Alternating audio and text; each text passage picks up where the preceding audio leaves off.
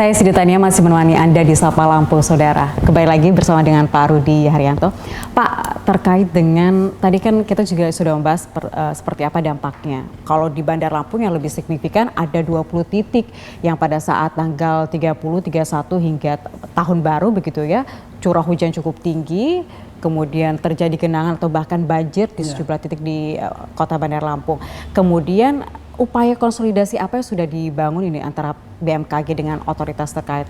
Dalam hal ini mungkin pemerintah Provinsi Lampung dan juga BPBD. Jadi kami dari pihak BMKG yang pertama kami sudah mengeluarkan rilis resmi yang kami diseminasikan melalui media sosial, website maupun grup-grup WhatsApp yang sudah kita bentuk maupun yang pemerintah daerah bentuk. Terus yang keduanya kami sudah juga berkoordinasi dengan BPBD dengan kondisi sekarang ini difasilitasi oleh pemerintah provinsi yang mana melalui asisten 1 sehingga kita memberikan informasi lebih dini tentang kondisi cuaca terkini. Jadi apa yang harus dilakukan itu bukan lagi kewenangan BMKG. Karena BMKG tidak mempunyai masyarakat, hanya mempunyai informasi yang mesti direspon dengan otoritas terkait. Oleh otoritas. Jadi apa yang harus dilakukan, apa strateginya bagaimana itu memang sudah 100% punyanya otoritas daerah. Kalau kami hanya memberikan informasi begini, silahkan apa yang harus dilakukan seperti itu. Tapi tidak hanya itu, kami pun juga memberikan solusi-solusi. Ya hanya memberikan solusi, nanti keputusan tetap di tangan mereka seperti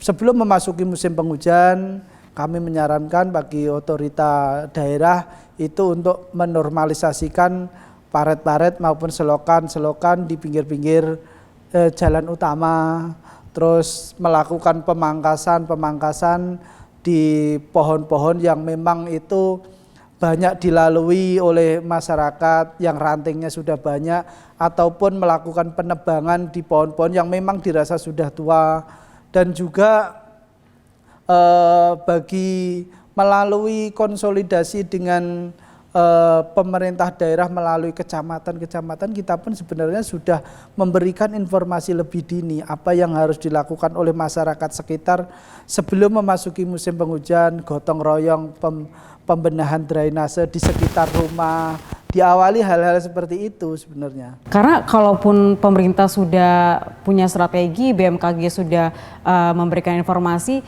sangat disayangkan ketika masyarakat juga sudah ada kejadian tapi tidak tahu harus berbuat apa gitu. Tidak jadi sia-sia begitu ya Pak ya. Jadi perlu juga edukasi dengan masyarakat. Iya, betul.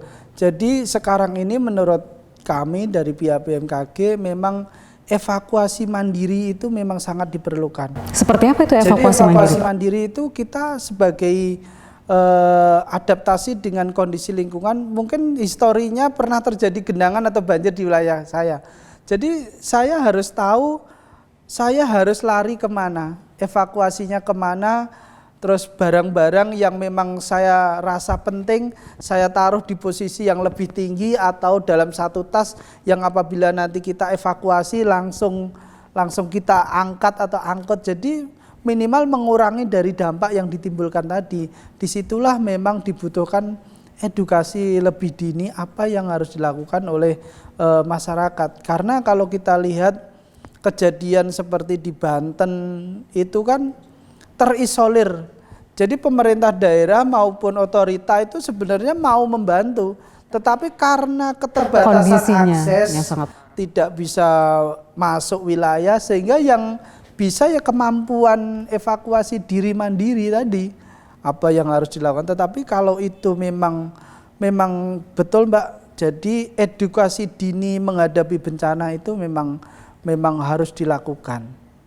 Edukasi mandiri gitu ya, edukasi atau evakuasi mandiri untuk masyarakat. Bagaimana kemudian ketika kondisinya walaupun memang saat ini Provinsi Lampung atau di Kota Bandar Lampung tidak separah yang terjadi di Jabodetabek, tapi perlu ya edukasi itu secara dini dilakukan ke masyarakat ya Pak ya? Iya, sebenarnya kita tidak sempit di Bandar Lampung aja sih.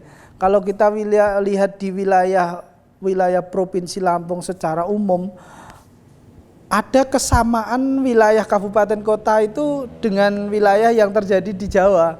Seperti di Lampung Barat lah, potensi tanah longsor, banjir bandang itu kan juga sangat ada. memungkinkan ya Pak? Sangat memungkinkan terjadi. Kalau topografinya Di hampir Tanggamus sama. itu juga sangat memungkinkan terjadi. Di Pesawaran juga sangat memungkinkan terjadi.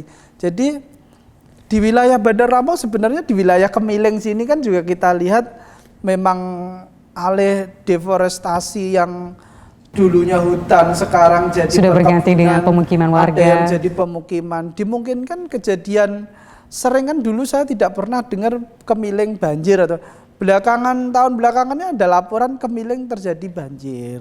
Itu kan hal Kemiling posisi di atas tapi kok banjir. Itu kan berarti memang menandakan alam ini sudah berubah.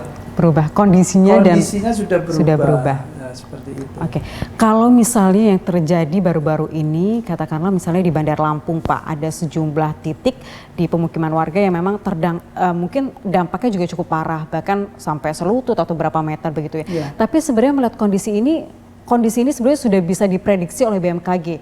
Tapi kenapa masih bisa terjadi Pak? Apakah respon daya tangkap dari pemerintahnya berbeda atau implementasi di lapangannya juga yang bisa menentukan itu terjadi atau tidak? Sebenarnya peta rawan bencana itu sudah ada di pemerintah daerah melalui BPBD.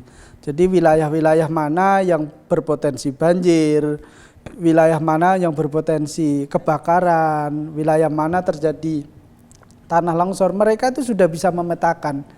Jadi dengan informasi di BMKG bisa di-overlay menjadi informasi yang komprehensif.